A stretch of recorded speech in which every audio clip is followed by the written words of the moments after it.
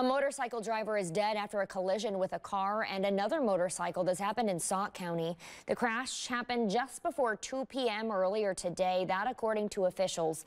Preliminary reports are saying the car turned into the path of the two motorcycles while trying to turn eastbound onto County Highway Z from Highway 12. The driver of the other motorcycle is at the UW hospital right now with serious injuries.